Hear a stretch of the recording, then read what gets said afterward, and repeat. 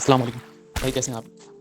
मैं सवाल था कि जैसे हिस्ट्री वगैरह की बुक पढ़ते हैं थोड़ा टफ होती है, तो मतलब ऐसा क्या करें जिससे ज़्यादा से ज़्यादा नॉलेज गेन कर पाएँ बुक से?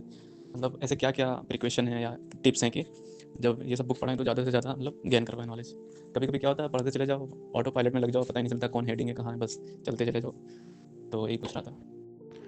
भाई, बुक पढ़ने के कई प्रीरिक्विजिट हैं। इस्लामिक बुक ख़ास तौर से जब आप बात करते हैं तो और सबसे पहला उसका प्रीरिक्विजिट है कि आप उसको नॉलेज के लिए, इल्म के लिए नहीं पढ़ते हैं।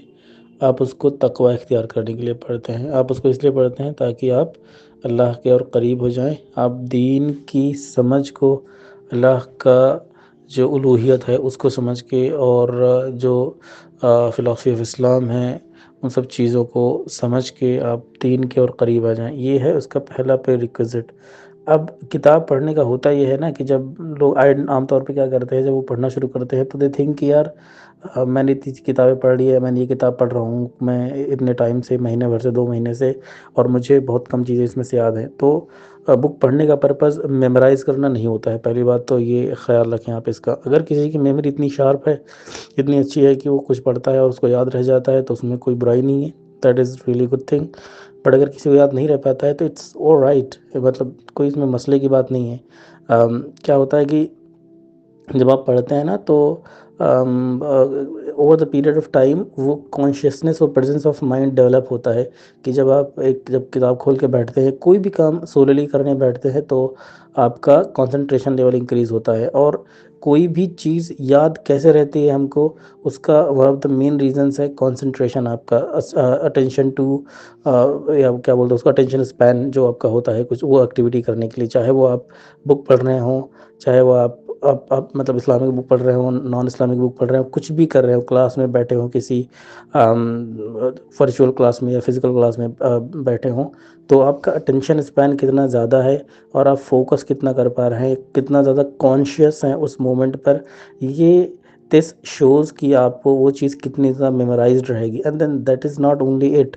ऐसा नहीं होता कि कभी किसी को किसी क्लास में आप बैठे हैं, कोई चीज़ पढ़ रहे हैं और आपको उस वक्त वो दिमाग में वो चीज़ आ गई तो वो हमेशा रहेगी। Over the period of time इसको आपको रिवाइज़ भी करना पड़ता है अगर उसको आपको रिटेन रखना है। अगर किसी की फ़ोटोग्राफ़िक मेमोरी है और they have really good memory, जो सब कुछ मेमोराइज़ रख सकते हैं, तो that is another thing. But in general क्या होता है, अगर आपके वो कॉन्सेप्ट्स रिपीट नहीं होते हैं, आप उनको रिवाइज़ नहीं करते हैं, तो over the span of some time, कुछ महीने बाद, कुछ साल बाद, डिपेंडिंग अपॉन कि किसके न्यूरल नेटवर्क्स कितने बेटर हैं, वो उस चीज़ को भूल जाता है।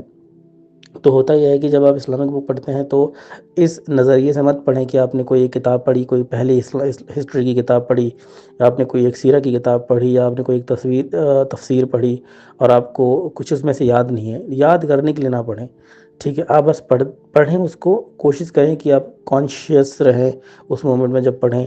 Try to concentrate as much as possible, try to stay focus, और कोई अगर वर्ड अल्फाज समझ नहीं आते हैं तो उनके मतलब देखो, समझो, फिट करो उनको उस कॉन्टेक्स्ट में, जिस कॉन्टेक्स्ट में आप पढ़ रहे हो, और फिर उसको पढ़ते चले जाओ, कोई इशू नहीं है। जब आप दूसरी किताब, तीसरी किताब, चौथी किताब सेम कॉन्सेप्ट पर पढ़ोगे, सेम चीज़ पर पढ़ोगे, मान लो आप दूसरी किताब हिस्ट्री की पढ़ते हो, या मान लो आप कोई दूसरी या तीसरी तफसीर पढ़ते हो, कोई तौहीद की किताब पढ़ते हो, कोई हदीस की किताब पढ़ते हो, तो कोई सीरा अगेन रिपीट करते हो, तीसरी चौथी सीरे की किताब पढ़ रहे हो, तो वो जो जो कुछ हदीसें हैं, कुछ बातें हैं, कुछ कॉन्सेप्ट्स हैं, वो रिपीट होते हैं, तो ऑटोमेटिकली वो आपके ना न्यूरॉन्स के जो पाथवेज हैं ना, वो स्ट्रांग होने लगते हैं, तो आपको वो चीज़ ऑटोमेटिकली मेमोराइज्ड रह जाती है, वो आपको फिर याद रह जाती है चीज़ें, आपको उसके लिए बहुत स्ट्रगल और मेहनत नहीं करनी पड़ती है। एंड द सेकेंड इज़ कि ये तो रहा कि एक जनरल कॉन्सेप्ट की कोई चीज़ याद कैसे रखी जाए, या कोई चीज़ याद कैसे रहती है। एंड नहीं, द अदर थिंग इज़ कि आप ख़ास तौर से अगर कोई इस्लामिक चीज़ करते हैं और आपको कोई चीज़ याद रखनी है,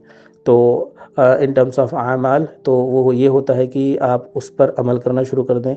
कोई बात बोली गई है नमाज से रिलेटेड, कोई बात बोली गई है अक़ीदे से रिलेटेड, कोई बात बोली गई है in general acts of life, तो उसको याद रखने का बेहतरीन तरीका यह है कि उस पर आप अमल करना शुरू कर दें। उस पर जब आप अमल करना शुरू कर दें तो आपको मेहनत नहीं करनी पड़ेगी याद करने की, तो it would be part of your existence, your activities, your daily life.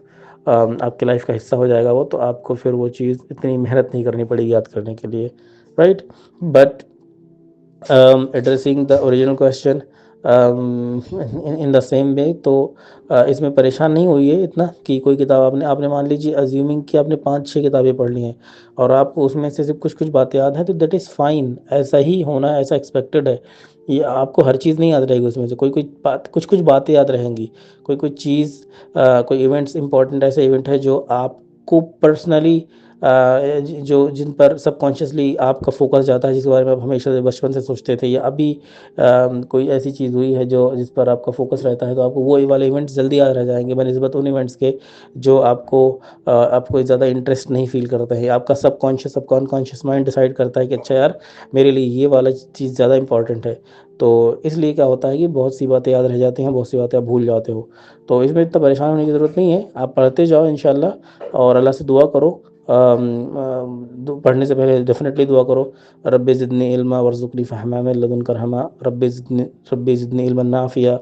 और अल्लाह से दुआ करो कि अल्लाह ताला मुझे इसका, जो भी किताब आप पढ़ रहे हो, इसका सही इल्म अता फ़रमाए, सही फ़हम अता फ़रमाए, वो इल्म अता फ़रमाए जिससे लोगों की, जिससे आप अल सिरात अल मुस्तकीम पर और बेटर अपने आप को पुख्ता कर पाएँ, ना कि ऐसा इल्म आपको मिले जो जिससे आपका कोई नुकसान हो या आपका कोई फ़लाह ना हो। तो ऐसे इल्म से अल्लाह सुब्हानहू व तआला आपकी हिफ़ाज़त फ़रमाए। इन सब दुआओं, ये सब दुआएँ भी करें पढ़ने से पहले, और दिमाग में क्लियर रखिए कि आप कोई किताब पढ़ रहे हैं, तो आप इसलिए नहीं पढ़ रहे हैं कि आप बहुत ज़्यादा इल्म वाले बन जाएँ, नॉलेज वाले बन जाएँ, आप दुनिया को ज्ञान देने बैठ जाएँ। That is secondary. वो बिल्कुल ऐसा है कि किसी ने पेड़ लगाया, कि यार उसका ना मुझे कि पेड़ से फल खाना है, और तो जब कोई पेड़ ग्रो करता है, बड़ा होता है, तो उसके छाँव वो देता है, उसका एक मतलब वो मतलब वो एट्रीब्यूट ऐसा है जो है ही है उसके अंदर, मतलब उसको लिए आपको मेहनत नहीं करने की ज़रूरत कि यार आप पेड़ लगाओगे ना, तो आप चाहते हो कि उसमें छाँव भी दे वो, और वो फल भी दे, और वो उससे लोग लकड़ियाँ भी निकाल के जलाएँ भी सर्दियों में, और भी बहुत सारे फ़ायदे उठाएँ उस चीज़ से। तो मतलब वो डिफ़ॉल्ट एट्रीब्यूट है, जब वो ट्री ग्रो होता है, तो वो उसके उसके डिफ़ॉल्ट एट्रीब्यूट्स होते हैं कि जब वो एक फल वाला पेड़ होगा तो फल भी देगा, और पेड़ बड़ा होगा तो वो छाँव भी देगा धूप में, और वो बड़ा होगा तो उसमें से लकड़ियाँ गिरेंगी, पत्ते टूटेंगे उसके, तो लोग उससे आग भी जला सकते हैं। तो वो डिफ़ॉल्ट चीज़ होती है। तो जब आप बुक पढ़ेंगे, किताब पढ़ेंगे, तो आप जब वो इल्म आएगा, तो ऑटोमेटिकली वो इल्म से इंशाअल्लाह वो चेंजेस भी आने शुरू हो जाएँगे, और जब वो चेंजेस आएँगे ना, तो आप खुद ही ऑटोमेटिकली, दीन ऐसी चीज़ है, एक ऐसी रोशनी है ना, ऐसी लाइट है कि इसकी आप एक कमरे में कन्फ़ाइन नहीं रह सकते।